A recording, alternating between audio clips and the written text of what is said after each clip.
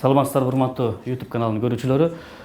Бүгүн биз кесиптешим Алмаз Темирбек уулу экөөбүз Жогорку Кеңештин СДПК фракциясынын депутаты Рыскелди Момунбеков менен маектешип турабыз. Рыскелди Чыныбекович атайын убакыт таап, биздин бардык суроолорубузга жооп берүүгө даярдыгын билдирди.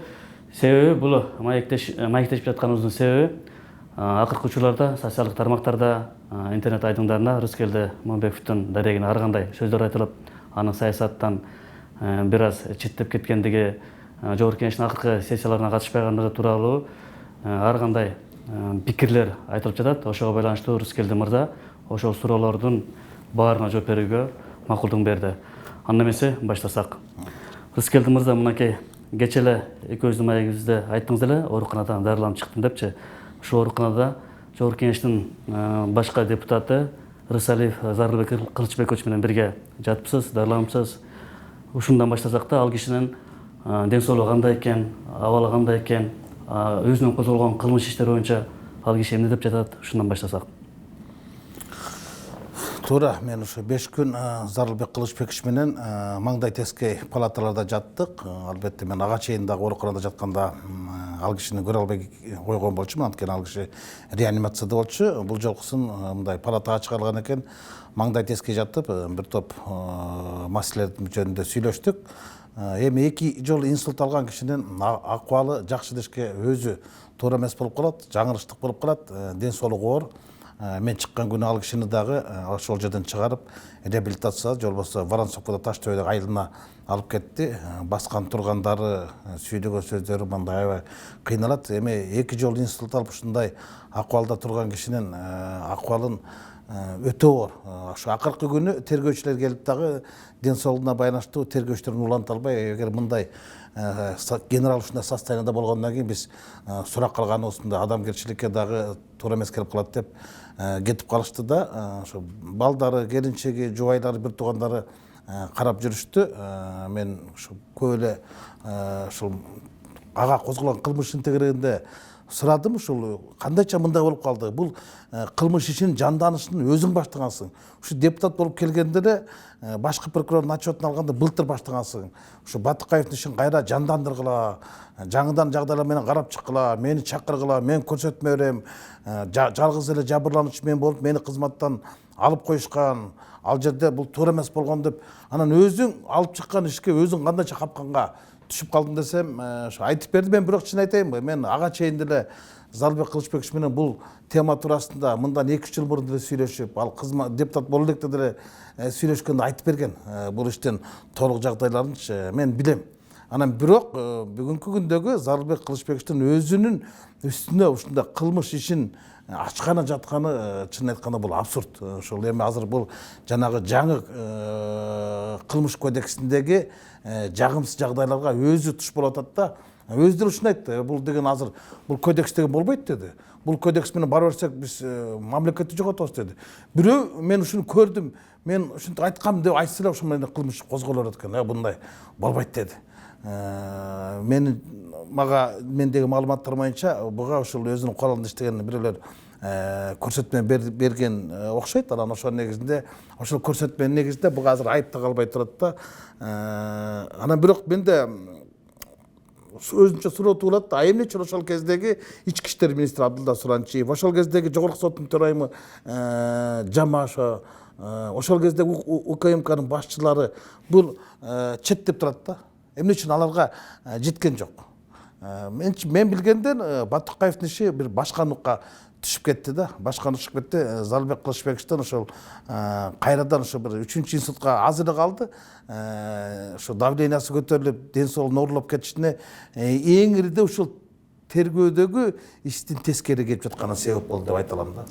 Ушул калган ушул иш боюнча Зарлыбек Кылычбековичка атайын жогорку жактан ушуну камоо тууралуу көрсөтмө түшүп жатат дегенде информациялар кетти да.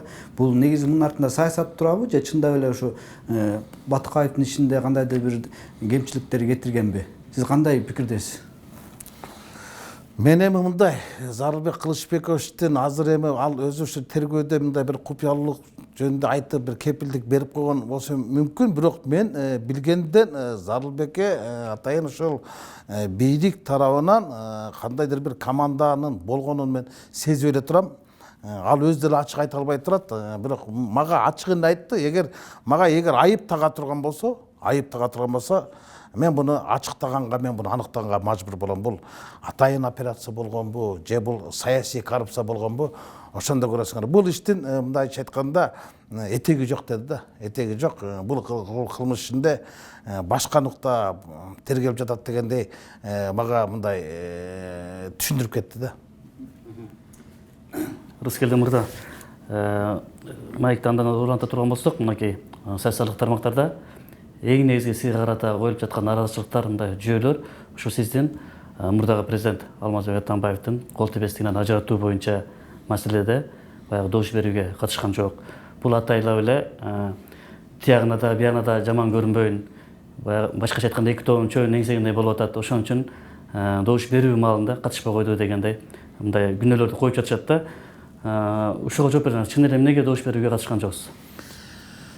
Эми мындай ушуну бир чоң темага айлантып жиберишти да. Чынын айтканда мен ошол акыркы жогорку кеңештин эки аптадагы жыйынына катышкан жокмун. Мен өзүмдүн графигим ылайык элдер менен жолугушуп жүрөм, региондорду аралап. Анан мен үчүн бул күтпөгөн, мен үмүт этпеген иштерди киргизип, анан башым эле комиссия түзүп, анан ушуну автоматтай тездик менен алып баратканын байкап туруп, анан бул иштин башталышы башка нукта бараткандан кийин анан мен мындай байкоочу катары эле карап турдум да. Эгерде эми ошону айтышып атпай, сен эмнеге катышкан жоксуң, эмнеге добушка келген жоксуң депчи, эми жыйынга катышпай койдуң деген бул эми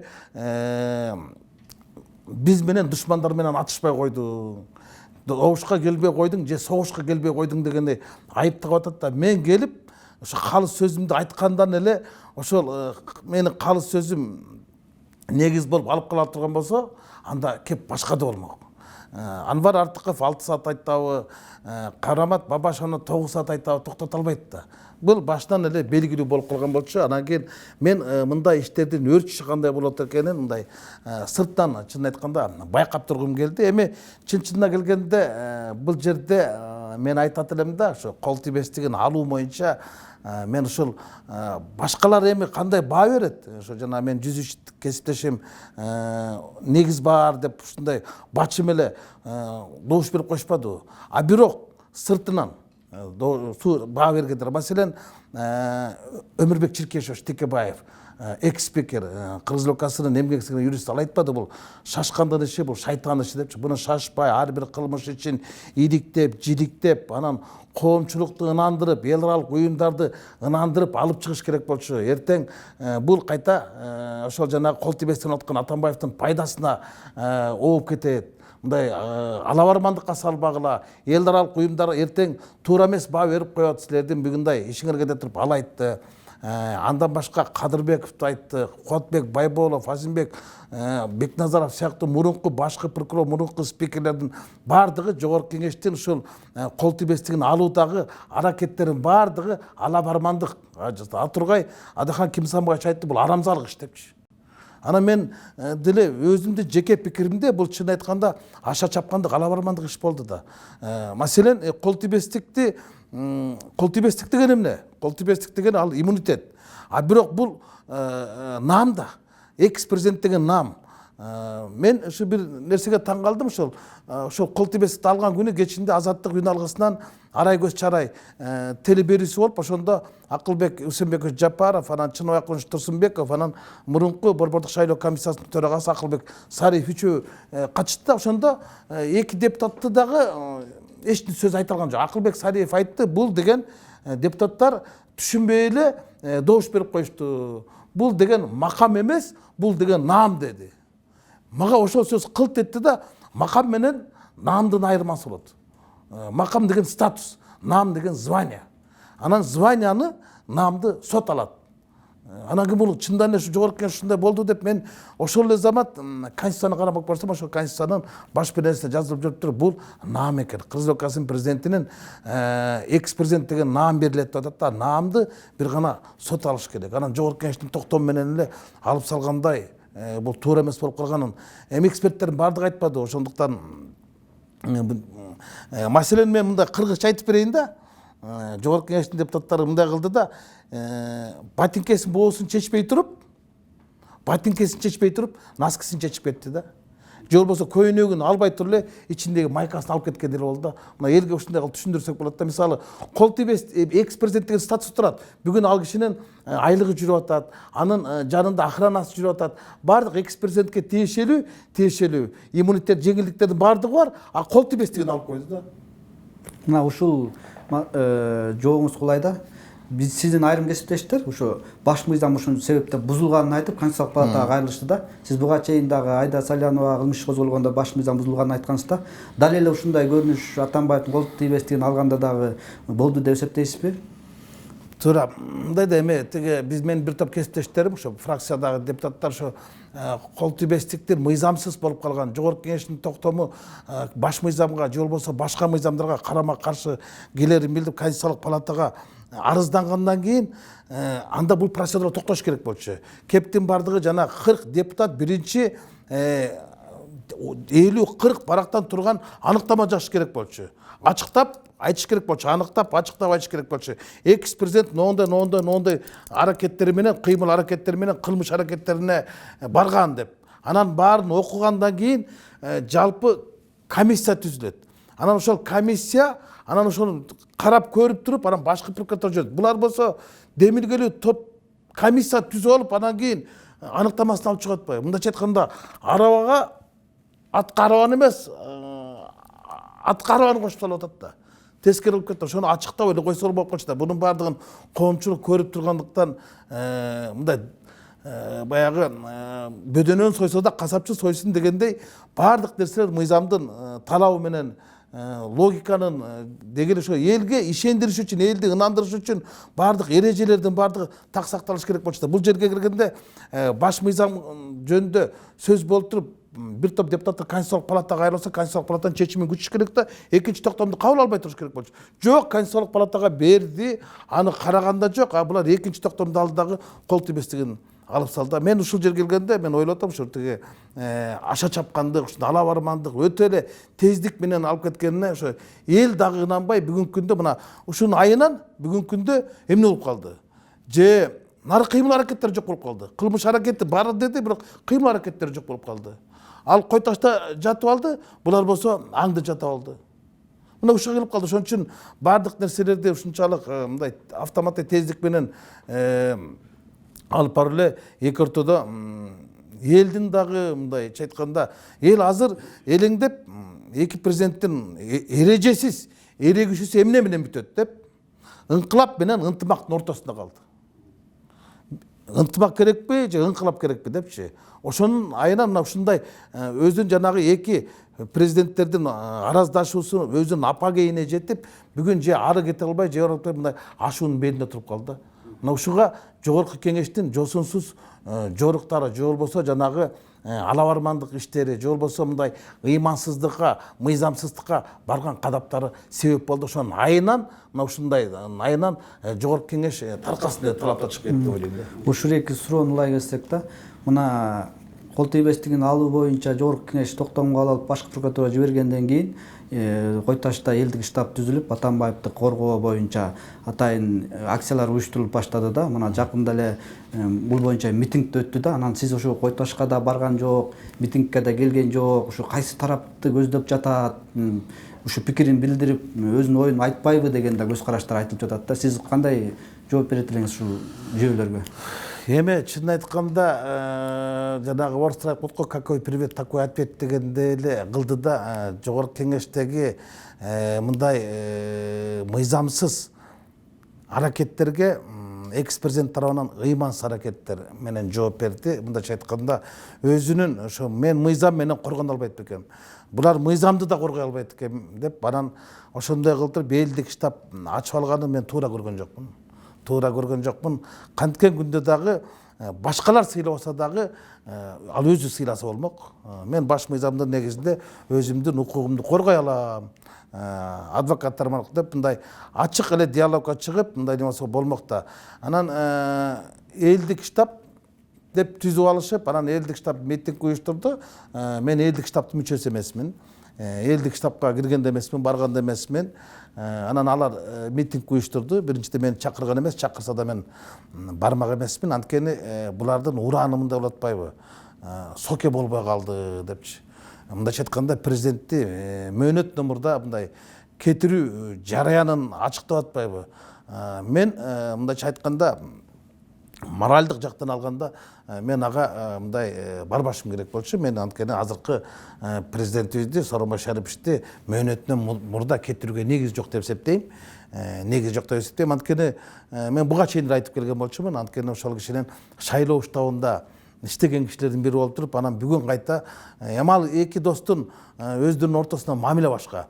Меники таптакырман деді. Анан эгерде башка бир талаптар менен чыкса, башка бир мыйзамсыздык жөнүндө чыкса, ошол жогорку кеңештин токтомдору жөнүндө талаптарды кое турган болсо, же болбосо өкмөттүн отставкасы жөнүндө талаптарды кое турган болсо, мен бармакмын. Ал эми президенттин болбой калды, же болбосо мөөнөттөн мурда кетип турган мен андай кыймыл аракеттерге мен кошула алмак эмесмин. Ошол эле митингде айтылды да, өкмөт отставкасы кетирүү, анан азыркы учурда ТЭЦ-теги чырга байланыштуу бир топ атка минерлер кылмыш козголгон. Ошол эле Сапар Исаков, Алибек Ибраимов, Жантур Сатыбалдиев сыяктуулар баягы ак жеринен камакта отурат, аларды да бошотуу деген талаптар айтылып, анан 2 ай мөөнөт берилди да. Ушул сиз талаптар туура эле коюлганбы ушул талаптар? Сиз кандай пикирдесиз?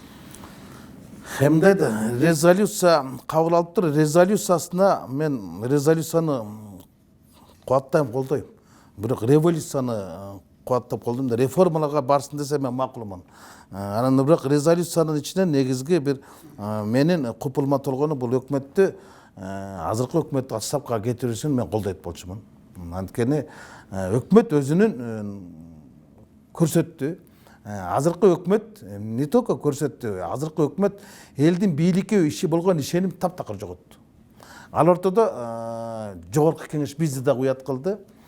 Президенти Сооронбай Шарипович да уят кылды. Эми элестетип көргүлө, президентибиз улуу башын кичи кылып жогорку кеңештин жыйынына келип, ушул жанагы аткаруу бийлигин мындай жан тарткандай болушуп ушуну колдоп бергилечи, мен кепилдик берейин, дагы иштесин, кемчиликтер бар, бирок ийгиликтер да бар деп сурангандай болгондон кийин биз колдоп бергенбиз да.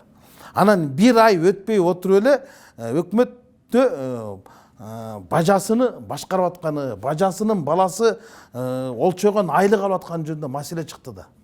Анан ошондон КТ Мобайл деген боюнча комиссия түзүлүп, ошол комиссия түзүү боюнча сунушту мен киргизип, бирок мен өзүм ошол комиссияга кирбей калдым да. Мен ошондо эле сездим, бул башка кишилердин оюнуна мындай себеп болуп бар депчи. Анткени өкмөттү кетирүүнү баягы менин оозум менен башкалар дагы бир жерде мындай соодалашууга баргысы келди. Ошондой соодалашуу болуп кетти. Ушунчалык алдагы ушундай тездик менен өтүп бараткан КТ Мобайлдын жөнүндө түзүлгөн өкмөттүн үстүнөн түзүлгөн комиссия 2 жумада 2 отурум өткөргөн да. Анан кийин токтоп калды да. 1 айга чейин токтоп калтырып, аягында жоопкерчилиги каралсын деген бүтүм чыгарышты. Эми жогорку кеңештен башка ким карайт бүтүмдү? Подотчетный өкмөт только жогорку кеңешке башат, көз каранды. Анан отставкасы каралсын деле сормокта. Жоопкерчилиги ким карайт дейм да. Абылгазиев өзүнүн жоопкерчилигин өзү карай албайт да. Президент аралаша албайт да. Ким карайт? Мындай асманга ийилип коюп туруп анан кетип калды. Ошол мына Грузиядагы акыркы саясий окуялар да. Грузин парламентинин башчысынын ушундай креслосуна бир көздүман депутат отурганы үчүн эл кубалап чыгып, ал моральдык немем жок, ушу отургузуп коюп турмун деп туруп анан отставкага кетти. А бизде бажасын отургузуп коюп, башкартып коюп, ал баласын дагы КТ Мобайлга башкартып коюп, 300 000 сом айлыкты олчойтуп берип коюп, анан моральдык жоопкерчилик тартпай атпайбы? Мына Грузия бизге жөн эле ушу креслосуна отуруп койгон үчүн деп айыптап туруп анан кетирди. Анан бизде өкмөт ушундай бажасы өкмөттү башкарганын, анан артынан мамлекет технология башчысы Бакыт Шаршемиевди кызматтан алды, Мурат Букканбаев дегенди алды. Сен эмне үчүн сен менин бажама ордуңду бошотуп берип башкартып койдуң депчи. Ой, сен бажаң сен атыңды сатып башкарып атса, ал байкуштарда эмне күнөө? Аларды эмне кылып койдуң? Дагы бир топ жумушчулар аппарат башчысы да кетпеди. Аппарат башчысы да кетти. Бардыгын алып коюп туруп, анан эми бул боло берет, эсте болот, экинчи мындай болбойт дегенде эл эмне дейт? Эл эмне дейт? Эми премьер-министрдин жээни 300 000 сом айлык алып, мамлекетке зыян келтирсе болот. Ага эскертүү болот. Эгер 2 000 сом ашык алып койсо, буга кылмыш иши болот деген пикир түптөрүп калат да. Анда жанагы коррупция боюнча күрөш деген өкмөттүн ураны бошара каттуу калдырайт деген эле негиз болуп калып атпайбы? Анан ким ишенет? Ай сен бажаң башкарып атса, бажаңдын баласы ушундай кылып башкарып атса, анан момунча айлык алып атса, анын баары аныкталды деп Курманкул Зулушев өзү ушул жерден айтып атса, жок мен кайта ошол айлыкты өткөрүп бердим деп. Анда урлардын урдаган жок мен кайта алып келип төгүп берейин, мени камауга алса болобу? Раскел мырза, улансак, маегибизде мынакей сиздин позицияңыз дагы деле мындай так эмес болуп атат да, белгисиз болуп атат да, мындайча айткандачы. Сиз буга чейин мурдагы президент Алмаз Атамбаев СДПК партиясынын төрагасы болгондо сиз анын орун басары болуп саясий кеңешке мүчө болдуңуз эле да. Анан кийин бирок акыркы СДПК партиясынын акыркы өткөргөн иш-чараларына бирине да катышпай калдыңыз да. Сиз кандай орун басарлыктан кеттиңизби, саясий кеңештин мүчөлүгүнөн чыктыңызбы? Ушул позицияңызды аныктап койсоңуз, сиз ал өткөргөн иш-чараларды ыймансыз деп атасыз. Жогорку кеңештин акыркы чечимдерин мыйзамсыз деп атасыз. Ошону сиз кайсыл тараптасыз сөзүн тез айтканда? Ушул суроого мен өзүм дагы жооп табыш кыйын да. Мен башында айткам, мен барганда ушул жанагы туура мен партиянын мүчөсү болчумун. Бирок партиянын төрагасынын орун басары кылып сунуш кылганда ошол политсоветтин жаңы политсоветке киргизди. Мен макулдугун бердим. Жаңы политсоветке киргенден кийин ошол орун басарлык кызматтын дагы ушул 4 болот атабыз мындай, эми ар бир региондон бирден болсун ушу таластан сиз болбосо мен ага да макул болдум. Бирок мен ошондо деле айткам, азыр деле айтам, кийин деле айткам, мен кайсы бир ушу партиянын жетекчисин сактап калыш үчүн эмес, мен партиянын өзүн сактап калыш үчүн баргам. Ошону билесиңер, ушу партиянын 2 съезди болуп аткан. Мен ошол чыныгы партиялардын турган адамдардын ошол съездине барган болчумун. Мына ушул эми суроо берилип калды да, мен таң калам да, ушул партия эмне деген гана адамдарды ушул өстүрүп чыгарган жок. Анан ошол адамдардын баардыгы бүгүн ушул партияга мындай кайдыгерлик менен көз карашта болуп турганы менин канымды ушунчалык мындай жанымды кейитет да. Мисалы мына Чынобай Акынович деле ушул партиянын аты менен фракция лидери, жогорку кеңештин төрагасы болду. Асылбек Шарипович деле ушул партиянын сунуштамасы менен ушул партиянын аты менен депутат болду. Партиянын төрагасы, жогорку кеңештин төрагасы болду. Сооронбай Шарипович деле ушул партиянын сунушу менен өкмөт башына барды, өлкө башына барды.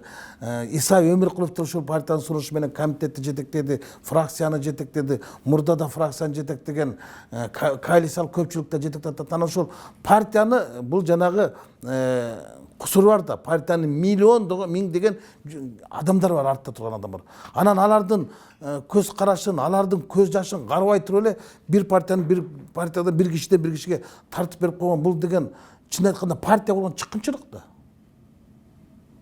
Мен ошого күйүп бардым да, ушул партияны сактап калыш үчүн барган болчумун. Ошол партиянын ушул жок дегенде таламын талашайын. Анткени ошол партиянын мен депутаты болуп туруп, ошол партиянын алдында түп түргөн фракциянын мүчөсү болуп туруп, анан калыс сөзүндү айта албай калдайып туруп берген бул жигитчиликке жатпайт да.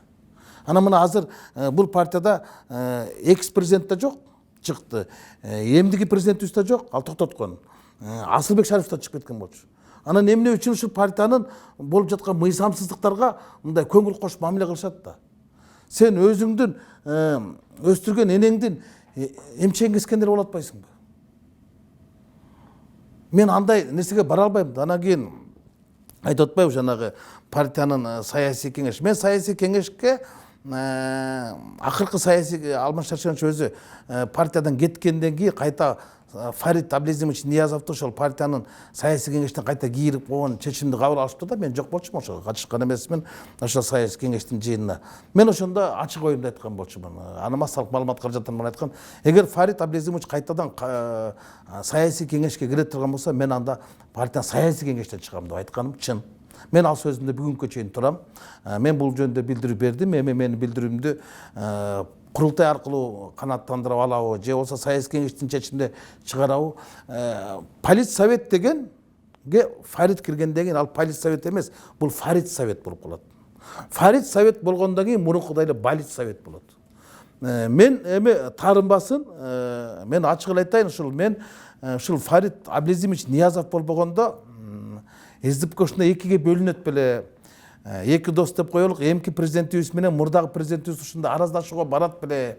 Ошол киши президенттин аппарат башчылыгына келбесе, анда мурдагы экс-президент Роза Тумбаева менен Алмазбек Атамбаевдин ортосунда, Өмүрбек Текебаев менен Алмазбек Атамбаевдин ортосундагы ушундай аракеттер болот беле, болбойт беле. Мен ушул негедир ушул кишини ушул күнөөлүү сезөрүмдү, анткени факт остается фактом дегенде, мына мен фракциянын депутаты катары биздин фракцияда президентибиз, ошол кезде президент Алмазбек Атамбаев бир дагы жолу биздин фракциянын депутаттары менен жолугушуп өткөргөн эмес.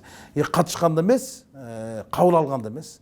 Бардык командалар ошол кезде Фарид Аблезимович Ниязов, анан Икрам Илимянов менен болуп турчу. Буну мен ачыктабасам деле, айтпасам башкалар айтпайт экен да. Мына ошол кезде төрдө ким отурат? Мына биздин фракцияда отурганда төрдө ошол Чынобай Акунович отурчу, биягында Иса Шешенкулович, биягында Асылбек Шарипович, биягында Төрөбай, төртөө тең төрдө отурат. Төртөө тең кыңк этпей эле буйруктарды аткарчы.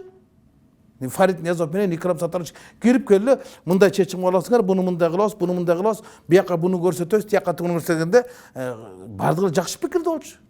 Ошондо эле мен каршы пикирде мен ошондо болуп келип, неманда мисалы бир нерсени ачыктайт да, бир акыркы жана жогорку кеңештин төрагасын шайлоо боюнча фракциянын жыйыны болуп калды. Бирок күн мурунтан белгилүү болуп калган, биз ошол жана фракция Кыргызстан фракциясынын башчысы Канат Исаевди спикерлик орунга толугу менен шайласыңар деген буйрук келди. Буйрукту тияк менен макулдашылган деди. Анан мен айттым, эмне үчүн анда бизде мындай депутаттар, биз эркиндигибиз качан кандай анда? Башкаларды мындай кылсак болбойт деген көз карашыбызды айтсак болбойсуң? Жок, бунун бардыгын талкуулап койгонбуз. Силер только бүгүн ушуну макулдук эле беришиңер керек. Макулдукту макулдук берет да. Деп анан мен ошондо ачык айткам, мен Бакыт Төрөбаевдин экөө коюп атат да. Мен Бакыт Төрөбаевди шайлайм дедим. Силер каршы болсоңар каршы болгула, жакшы болсоңар жакшы болгула, бирок мен каршы болом. Канат Кедек Канаштын талап кылгандыгы, эгерде мен ошондо фракциялык көпчүлүккө баш ийип койгондо, бүгүн ушундай саясий кырдаал жаралат беле. Мен азыр өзүмдү кээде күнөөлүү сезип кетем. Эгер мен ошондо Канат Исаевге добуш бергенде, анда тараза ташы 52-50 болмок да, 51-51 болмок. Канат Кедек Канаш бүгүн спикер болуп отурмак. Анан кийин ал бала жигит ушу түрмөгө да түшүп калбады. Ошондо да таң көрөй, ошондо мен эле добуш берип койсо, бул түрмөдө эмес, бул Ак үйдө экинчи адам болуп отурмак экен го деп туруп, мен азыркы күнгө чейин күнөөлүү сезип келем да. Ошо бир эле добуш ошондо бүтүндөй бир мамлекеттин ичинде бир чоң саясий кырдаалды мындай башкарууга буруп койгон. Сөзүңүзгө арал жайын неге ошондо берген жоксуз да? Мен эмне үчүн берген жокмун, анткени бизди мындай мажбурлоосуна, депутаттардын эркин билдирүүсүнө, ошондой көз караштарына каршы болгонума президенттик аппараттын ошол кездеги төбөлдөрү Фарид Ниязов менен Икрам Сатарович биз чечип атабыз деп. Анан мен деле айттым да, булар бул сунуш кайдан келди десең, биринчи менен макулдашылып тур дейт. Биринчи менен макулдашкан кимдер сурап билдиңер? Команда биринчиден келип атабы же булар өздөрү эле таңуулап атабы десем, жок, булар айтып атканда буларга ишенич депчи. Мына бүгүн ошолордун баары чындыгы чыгып отурбайбы? Көп нерселерди булар көз көрүнө эле өздөрү эле чечип келишкен да. Маселен ошол омбудсмен акыйкатчы болгон жыйында деле фракциянын атынан биз буну көрсөтөбүз деди. Эмнеге аны көргөзөбүз? Мен каршымын дедим. Ким десек ошол теге Отурбаев Кубатты ошол макулдашылды, ушуну көрсөтөбүз. Мен дагы каршы болдум. Жок, мен каршымын. Мен ошол жанагы Арабаев Чолпонкул деген агай бар экен, ошол юстиция немеси экен, ошол адам укуктары боюнча мыйзамдуулукту билет, журналистке караганда юристти тандагандан соң мен ошол кишини шайлайм деп, тиги Айнур Алтыбаев экөөбүз, дагы бир киши болду, үчөөбүз каршы добуш берип ошол кишини шайладык. Мындай көз караштар бизде көп болгон. Ошондо мен ал кишинин мындай өтө кийлик ишеп, кийин мени фракциядан чыгаруу аракети болгон. Жанарды чыгарып коюп, мен бир коррупцияга каршы жыйында ошол кездеги күч органдарын бардыгын февралда аябай катуу сынга алгам. Бул азыр ютубта деле. Ошонун эртеси күнү эле немеде фракциянын жыйында менин анан Иринанын биздин ошол фракция жыйында сүйлөгөн сөзүбүздү фракция мындай талкууга алып, бизге мындай чыгарууга мындай дымагын көргөзгөн да, мындай кечирим сурагыла, мындай көпчүлүккө баш ийгиле дегенде кылып караганда, ошондо калыс сөзүн сүйлөп, мага ошо Асылбек Шарипович болушуп, Анвар Артыков, Чыныбай Акыновичтер калыс сөзүн айтып, Мырскелди ар дайым эле ушинтип сүйлөйт. Бунун эми анчалык эле катууга кетпесек, андай деле бир катуу деле айткан жок, бирок болгон чындыкты айтты, элге жеткен чындыкты айтты. Эми эл көрүп жүргөн чындыкты айтты. Эми ал үчүн эле мындай бунун жоопкерчилигин караганыбыз туура эмес болот деп көпчүлүк мага болушуп койгондон анан ошол маселе көмүскөдө калып калганда, жемесе мени мына чыгарабыз деп калышкан да фракциядан. Сиз айтып атпайсызбы, президенттин атынан ушу Фарит Ниязов, Икрам Илмановдор баягы буйрук иретинде депутаттарга көрсөтмө берип калган депчи. Ошол учурда жакынкы учурлардан баштап Атамбаев айтты, мага жанымдагылардын көбү мага туура эмес маалымат берчү экен, ошол эле СМБ дейт, ТГРМден баары мен туура эмес маалыматты көбүрөөк алчу экенмин депчи. Анан Фарит Ниязов, Икрам Илмановдор ошо туура эмес маалымат жеткирчүбү же президенттин атынан өздөрүнүн кызыкчылыгын канааттандыруу максатында буйрук иретинде көрсөтмө берип келгенби? Сиз кандай ойлойсуз? Мындай да, мен кийинки кездерде ал кишиге кире албай калгам. Анткени баардык эшиктер ага жабылуу болуп калган. Президентибиздин трагедиясы ошол кездеги Алмаз Шаршенов трагедиясы, ал аппараттын гана башкарды, аппаратты бүтүнөй мамлекетти башкарды. Баардык тармакты бөлүштүрүп берип койгон. Маселен, теге кадр немесин баардыгын Икрам Саттарович менен министрликтердеги долбоорлордун баардыгын Фарит, дагы башкаларын тышкы саясатты Сапар Жумакадырович баардыгына бөлүштүрүп коюп ошол аппараттын башкарат, бирок аппаратты бүтүндөй мамлекетти башкарып атпады. Мына ошолорду айтсаң жаман көрүшүбүз да. Анан ошолор келип эле жогорку кеңештин фракциянын үстөмдүк кылчу да. Эми азыр бирөөдү айтышпай атпайбы? Бирок кынкат беле макул болуп отурушкан да. Азыр бүгүн ачык чыгып атпайбы? Бирок ушулардын баардыгы унчукпай отурчу фракциянын жыйынында. Кимиси менен дебатка чыгып айта алат экен? Жанаң эле ошол фракция 2016 жылдан баштап эле ар бир ушу мыйзам долбоорлору, кайсы бир адамдардын талапкерлиги каралганда деле бир 5-6 эле депутат ушу мына Жанар Акаев, Эльвира Жыргалбековна, да бир топ 6-7 эле депутат ушундай пикирлерибизди билдирип, анан кыйкырып кала берчүбүз да. Калгандары бардыгы эле эми тияк менен макулдашылган деп алар жакшы, биз каршы бойдон калып келе берчүбүз да. Ушул жагдай, сиз айткан жагдай азыр кандай абалда да? Мынакей мурдагы президенттин аппараты бүт ушул фракциянын чечимдерине кийлишкенин айттыңыз. Азыркы президенттин аппараты, анын жетекчиси, орун басарлары ушу фракциянын чечимдерине кандайдыр бир көрсөтмөлөрдү берип, же кийлүүчүлөр болуп жатабы, же эч кандай кийлүүчүлөр жокпу? Кандай дейм да, мурдага салыштырганда? Эми айтайын, азыркы фракция менен ал фракция, азыр мисалы быйылкы мисалы 4-чү сессияда да фракциянын жарымысы өткөн жок. Болгон жок. Мына карабайлы көргүлө. Чогулган да жокпуз. Маселелерди талкуулаган жокпуз. Мурункуда аралашуу болгон жок. Аралашуу болгондон кийин мен катышкым деле келген жок. Фракцияда маселен биз эң чоң фракция болгондон кийин бир орчундуу маселелерди алып чыгып, ошолор боюнча эмнегедир көңүл кош мамиле болду. Күздөн бери эле баягы көчмөндөрдүн оюну менен башталып көпкөндөр менен аяктаган саясий сезондо биздин фракция эң пассивный иш алып калды. Мына карап көргүлө, ошо даже таппайсыз карабаш керек. Ошо биздин СДПК фракциясы бир орчундуу маселени карап момундай жыйынтык чыгарды. Же болбосо бул тармакты карап туруп, бул кишилерди кызматтан кетирүүсүн талап кылды. Же болбосо бул нерсени карап туруп, өкмөттүн мындай катуу талаптарга алып туруп, мындай чараларга барууга мажбур кылды деген жок да. Болгон да жок. Андан кийин бирок азыркы президенттин аппаратындагы тескери өткөндө Жанар Кубанович айтып кетпедиби, биз ошо жаңы икрамчиктердин жаңы мындай немелердин чыгышына жол бербешибиз керек депчи. Ал эмнеге айтты? ошондой жол бар экенин, ошондой колдор бар экенинен кабар бар экенин айтты. Мен деле азыр ачыгын айта алам. Президенттин Сооронбай Шариповичтин тегерегинде деле ошондой анын ишин үзгүлтүккө учураткан, же болбосо аны жаман көргөзгөн, тентек балдар бар экенин бардыгын билебиз. Азыр үстү жактан бир нерсени жашырыш кыйын. 7-нчи этаждан түшүп эле 3-нчи этажга келип айтып коет, мен тигиден чыктым, будан чыктым. Илгери Арабаев, Манас Арабаевдин убагында дагы жакшы экен, азыр деген таптакыр башка экен деп. Керек болсо ар бир беренесе чейин жазып берип туруп көрсөтпөй берет экен деген сөздөрдү угуп көрүп эле жүрбөйбүзбү? Мына ушулардын бардыгы президенттин Сооронбай Шариповичке жетип атырбы, жетпей атырбы, бул башка маселе. Бул башка маселе. Менимче мындай андай кадамдар бар. Президент эң ириде ошол жанагы бизге окшогон ачык айткан адамдардан, ачык айткан депутаттардан эмес, тегерегиндеги тескери айткан, эч нерседен мындай этият болбогон, мындай этибарга албаган, элдин үнүн, бүгүнкү күндүн күрө тамырын сезбеген адамдардан алыс болуш керек да. Азыр эми учурда коомчулукта дагы деле кызуу талкууланып аткан темага кайрылсак да, мына ушу Атамбаев элдик штаб түзүп, митинг акцияларды уюштуруу иш-чараларын баштагандан бери сын пикирлер да колдогондор дагы бар. Ошол сын пикир айткандар тарапта мурдагы экс-президент Роза Тумбаева Алмазбек Атамбаевдин саясий кадамдарын бул саясий кудуретсиздик катары сыпаттады да.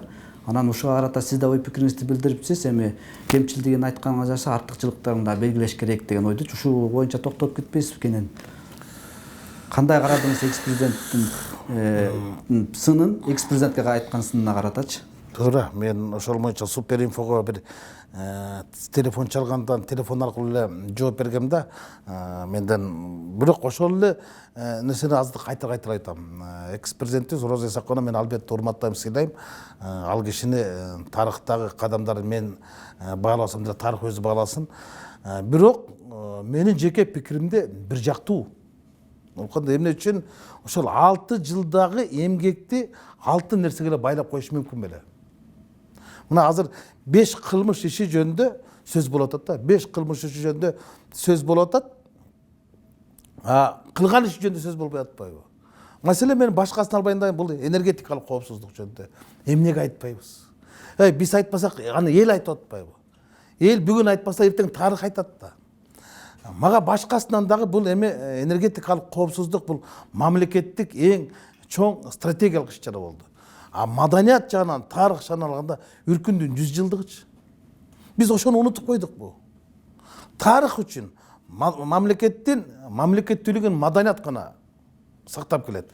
Ошол маданият үчүн Үркүндүн 100 жылдыгында ошол Үркүндө кайтыш болгон ата-бабаларыбыздын арбагына бул ашы деп, анан кийин орус президентин алып келип, ошого жерге гүл койдургандын өзү бул эң чоң тарыхый иш болгон да.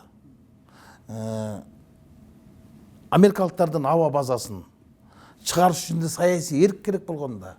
Өзбекстандын газдан биз мындай кордук көрүп турганда ошону Орусияга көрүп туруп, азыр ал деле бир чоң иш-чара болгондо түндүк түштүк эле жолун айталычы. Мына ушундай иштерин алкагында жанагы 6 иши азыр айтып атпайбы, ошону алып чыгып алып туруп анан бир жактуу кылып туруп, жанагы крокодилди издеткендей кылып туруп анан буларды айтпай койгон, эл айтып атпайбы, мына мен эл аралап жүрөм, эл айтып атпайбы, ай Рыскелди жок дегенде сен калыстык сөзүң айтпайсыңбы? Муногу иштерди кылды го. Азыркыларың мени кылды деген суроону эл берип атса, анан элдин үнүн кантип айтпай кое аласың? Туура, бардык иштерди жазасың, бирок мыйзамдын талабы мыйзам жол башкасы. Мисалы, мен бир нерсени ушул жерден кош айтып кетейин да. Аида Салянованын жана суроо бергенде мен жооп бербей калып, Аида Салянованын камакка алганда баш мыйзам бузулду деп мен айттым, кийин Өмүрбек Чиркешев өзү дагы айтты, туура экен деп. Анын башкы прокурор милдетин аткарып тургандагы иши үчүн ал башкы прокурор катары жооп берип атат. Демек ал башкы прокурорду баш мыйзамда жазылган жоопкерчилик жогорку кеңештин макулдугун алыш керек. Бул ал нерсе алынган жок. Мен эмне үчүн буну айткам? Мен эми азыр ошонун чынын айтайын да. Мен эми ошону эмнеге айттым, эмнени мен күттүм эле. Мындай болгон. Нурлан Турсункулов деген мурдагы башкы прокурор болгон. Элмурза Сатыбалдиев деген. Мына ошол экөөнү кылмыш ишин козгоп айыпты таккан Аида Сайланова болгон. Ошондо Аида Сайланова айып тагып атканда Нурлан Турсункулов буга кат жазган. Анткени Нурлан Турсункулов юстиция министри болуш деп турганда Аида Сайланова министрдин орун басары болуш деген. Мындайча айтканда экөөбү тең Кыргызстанда асыккан юристтер анан бири-бирин жакшы билишет. Ошондо Нурлан Турсункулов абакта жатып Аида Сайлановага минтип жазып атат. Менин 7 апрелдеги башкы прокурор милдетин аткарып турганда кезиндеги кыймыл аракетим үчүн кылмыш аракетин бар деп айып тагып атасыңар. Азыр бирок жогорку кеңеш жок, убактылуу өкмөт бар, убактылуу өкмөттүн уруксатын алып койгула. Баш мыйзамда жогорку кеңеш макулдук берет деген берене бар. Болбосо бул жаман президент болот да, кийин бир 2-3 жылдан кийин, же болбосо кийин бир кездерде сизге дагы урматтуу Аида Жеңишбекова катардагы эле тергөөчү кылмышын козгоп камап коет деп эскертип жазган каты бар. Ал гезиттерге да чыккан, мен ал кезде журналист болуп турчумун, чыгарган болчук да. Мына ошол иш Аида Жеңишбекованын өзүнүн башына келди. Өзүнүн башына келип туруп, өзү ошол баш мыйзамдын беренелерин коргой албай калды. Анткени өзү убагында колдобой койгон, азыр баш мыйзам муну коргобой койду. Мен азыр Өткүрбек Асылбековичке айтат болчумун. Сиздин бүгүнкү күндөгү ар бир кыймыл аракетиңиз эртең кылмыш аракетин айланып калатын бөлкүңүздө көрөңүз деп. Анткени катардагы эле Кадамжайдын тергөөчүсү как башка чабып камап койгонго негиз ачып бердик биз. Башкы прокурор деген эч нерседен коркпой иш алып барыш үчүн анын башкы прокурордун укуктары баш мыйзам аркылуу корголуш керек болчу да. Жогорку кеңеш алардыга макулдук бериш керек болчу. Азыр Аида Сайлановага макулдук берилген жок. Эртең ким кепилдик берет ошол Өткүрбек Асылбековичтин бүгүнкү күндөгү козгоп аткан кылмыш иштери эртең өзүндө кайта козголуп калбайт деп. Турмуш көргөзүп атпайбы? Кечеги турмуш көргөзүп атпайбы? Нурлан Турсункулов ушуну жазган да. Мына ошондой нерселер болбосун деп айтсаң кайта сени душман кылышат да. Мына ушулардын баарын айтканда эми экс-президентибиз Роза Исаковна жана саясий куугунтуктар болгон деп атпайбы ошол. Анда соттордун актылар жок да. Эгер саясий куугунтук болгон болсо буну биринчи азыркы сотторго ким мүмкүнчүлүк бербей атат? Ким мүмкүнчүлүк? Ошол кезде кадрлардын баарын азыр камап атпайбы? Анда ошол азыр актап чыгарса, анда саясий куугунтук болгон далилдөө болот да. Анан кийин жок ушунда саясий куугунтук болгон дегендин өзү кургак чыгып атпайбы? Кургак чыгып атпайбы? Эми саясий куугунтук деп коебуз биз, саясий куугунтук. Бирок азыр деле бар да. Бүгүнкү күндө жок. Мен ошон да жаздым да, мына жок дегенде ошондо комментарий бергенде, жооп бергенде айткам. Жок дегенде Зарылбек Ырсалиевке болуп жаткан бүгүнкү нерсе айткысыз бул сөздү айтпайт белеңиз депчи. Эми бул саясий куугунтук менен саясий куйтулуктун айырмасы бар да. Куугунтуктан дагы куйтулук бар экен да. Куйтулук деген бул жок жерден тапкан куугунтук да. Ама андай аракеттер бар да. Андай аракеттердин ар кимиз эле сезип атпайбызбы? Ар кимиз эле билип атпайбызбы? Эми ар кимиз аны ачыктай берсек. Сөзүңүзгө аралап жибердиңиз Рыскелдин мырза.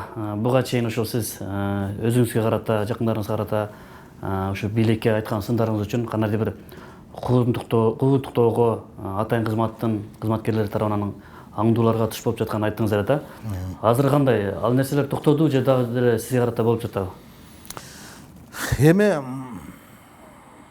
айтылбай турган сөз эле айтылып кетти, өзү эле чыкпай турган көз эле чыгып кетти, өзү эле. Мен ар дайым чынды чындай, сынды сындай кабыл алып жүргөн кишимин. Мени саясий көз карашым үчүн, менин саясаттагы кадамдарым үчүн кээ бир адамдар тарабынан саясий куйтулуктар болуп жатат. Андайлар бар.